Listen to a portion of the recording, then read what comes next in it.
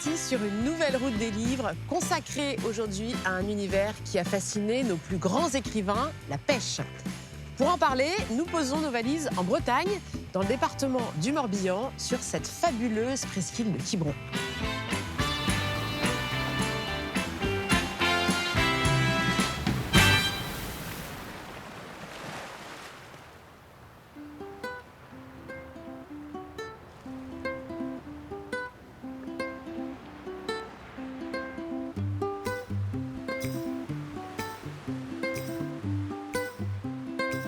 La pêche a toujours été une belle source d'inspiration pour bon nombre d'écrivains. Maupassant en parle dans ses contes de la Bécasse, Maurice Genevoix en célèbre les joies dans La boîte à pêche, André Gide y consacre un chapitre entier dans Si le grain ne meurt. Plus récemment, Catherine Poulain rend hommage aux pêcheurs dans son magnifique Grand Marin.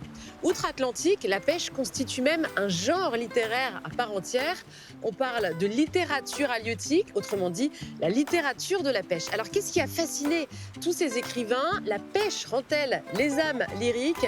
On ira poser la question tout à l'heure à Roland Roseau, figure de la pêche quiberonnaise.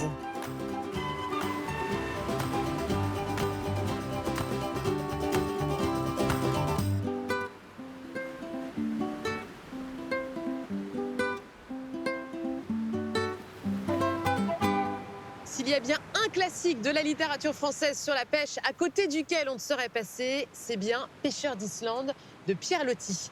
Ancien officier de marine, ses voyages à Tahiti, en Turquie, au Sénégal ou encore au Japon ont nourri ses romans. Pourtant, c'est en Bretagne, dans la région de Paimpol, que se déroule son plus grand livre, en tout cas le plus célèbre. Pêcheur d'Islande, écrit en 1886, nous raconte l'histoire de Yann.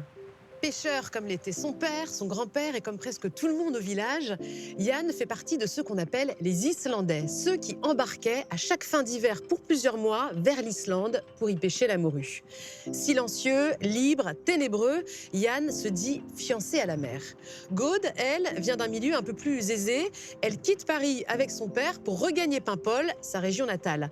La jeune fille tombe amoureuse de Yann, qui au début reste insensible à ses sentiments parce qu'il la juge trop bourgeoise. Le père de Gaude meurt, elle doit se mettre à travailler, elle devient couturière. Après des mois de longue attente, Yann se décide enfin et il demande Gaude en mariage. Ils vivront alors quelques semaines de bonheur éphémère avant que Yann ne reprenne la mer. Pêcheur d'Islande, c'est un roman absolument magnifique. C'est presque un tableau que nous livre ici Pierre Loti. La mer est partout autour de nous, tout est précisément décrit. Les couleurs, les levées du soleil, la brume, les tempêtes du Grand Nord. Et Pierre Loti nous dépeint aussi bien le quotidien de ces femmes restées à terre, un quotidien fait de patience et d'angoisse, que le courage de ces marins-pêcheurs face au déchaînement de la nature. Pêcheur d'Islande, c'est aussi une très belle histoire d'amour, poétique et pudique, et puis une formidable ode à la liberté de ces pêcheurs face à l'immensité de l'océan.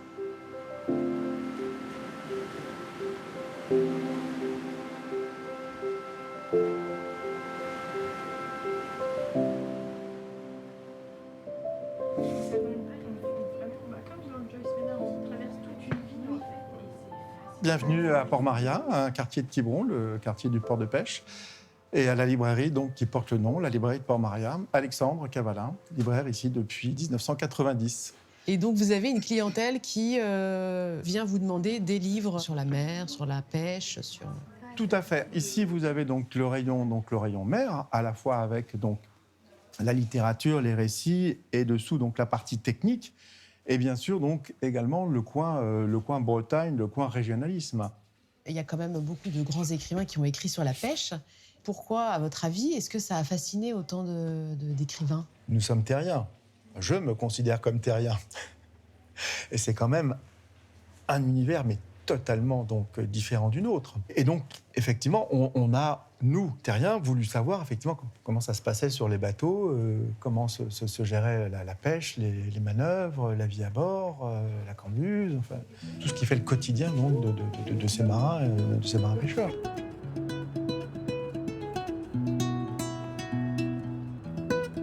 J'ai sorti des rayons donc un livre d'Émile Condroyer, Homme dans la tempête, suivi de Dans les houles d'Islande. Émile Condroyer donc était journaliste. Il est décédé en 1950. Et il a eu d'ailleurs le prix Albert Londres, hein. J'ai beaucoup aimé son regard donc circulaire. Avant de nous parler de la mer, des hommes et du travail, il a abordé donc les phares. Donc il nous parle de la construction et il nous parle également de la vie donc à bord de ces phares qui est extrêmement rude, où les marins n'étaient pas là uniquement pour effectivement la lanterne, bien sûr, mais également aussi comme des maçons, parce qu'il faut savoir que ces phares étaient cisaillés à la base par les éléments, par les lames, par la mer, sans arrêt. Donc. Et que représente le phare pour les pêcheurs? C'est un signal, c'est un repère. Il préserve les dangers, parce que ces phares, effectivement, ont été implantés sur des îlots rocheux extrêmement dangereux, où effectivement, il y a eu des naufrages par centaines. Donc voilà l'utilité donc, du phare.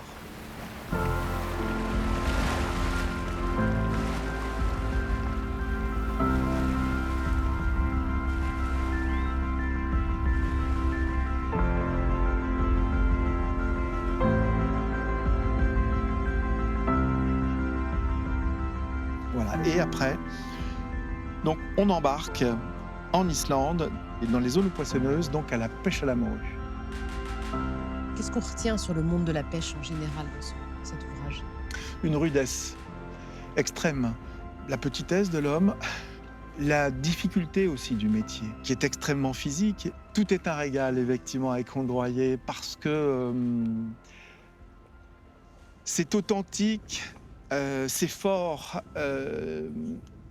tout est intéressant, à la fois la construction, à la fois la vie, à la fois la relève.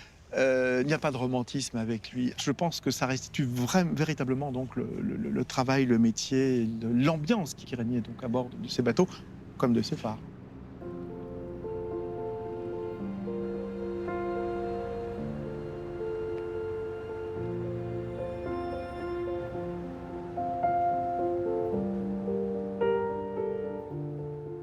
Je suis Roland Roseau, je suis artisan pêcheur, enfin j'étais artisan pêcheur, là, je suis à la retraite depuis 9 ans là, maintenant.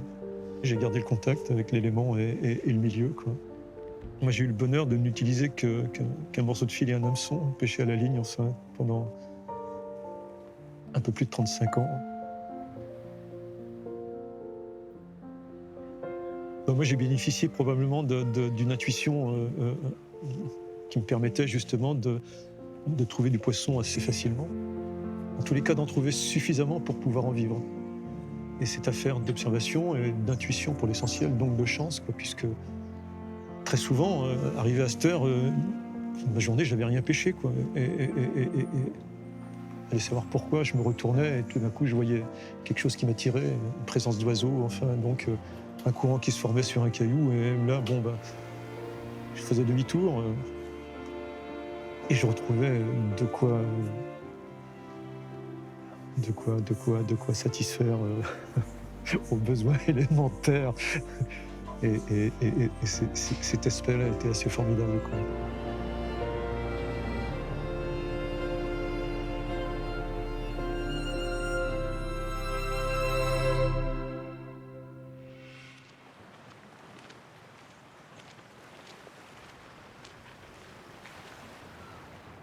La première fois que j'ai filé une ligne à l'eau, ouais, c'est ici précisément, là, juste là.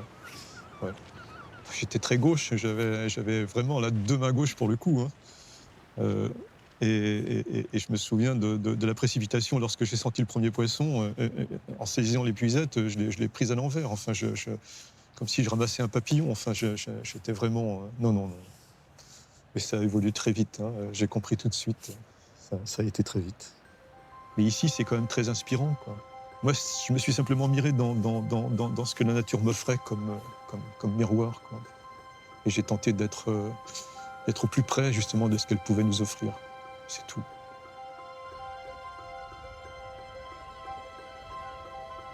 Est-ce que vous pouvez me donner le nom de ce livre et puis nous le présenter? Il s'agit d'un livre de Fatou Diome ou Fatou Diomé, Les Veilleurs de Sangomar.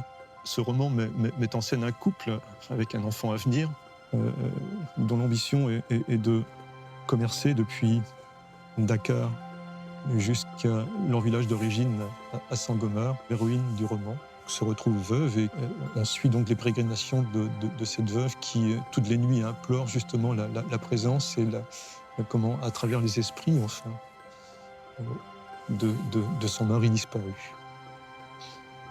Pourquoi j'y étais sensible à ce livre de Fatou Diom là? Parce que elle est originaire également d'une région de l'Afrique, enfin dans le sud du Sénégal, où les écosystèmes sont extrêmement fragiles. Il s'agit de mangroves avec des huîtres qui se fixent également sur les racines et où les femmes, pour l'essentiel, ramassent les coquillages dans la lagune, pendant que les hommes sont en mer sur les pirogues. Et comment est-ce que Fatou Diomé décrit et parle de ce milieu des pêcheurs? Ah ben, elle est très volubile. Et surtout, la richesse enfin, de vocabulaire, quoi, parce que elle touche à l'intime avec une pudeur extraordinaire. Voilà, donc ça a pour moi énormément de sens, dans la mesure où on partage avec nos collègues africains ce même océan. Donc on a les pieds dans la même eau, quoi. On a les mêmes mains. Et de fait, c'est quelque chose qui nous relie, quoi. C'est comme un vaste encrier dans lequel on tremperait la plume pour écrire justement l'histoire qui nous est commune, quoi.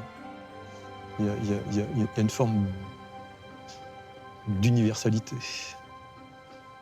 Et c'est le miracle d'un roman, finalement. On est ailleurs et pourtant on est si près de chez soi, quoi. On est à l'intérieur de soi-même. Voilà.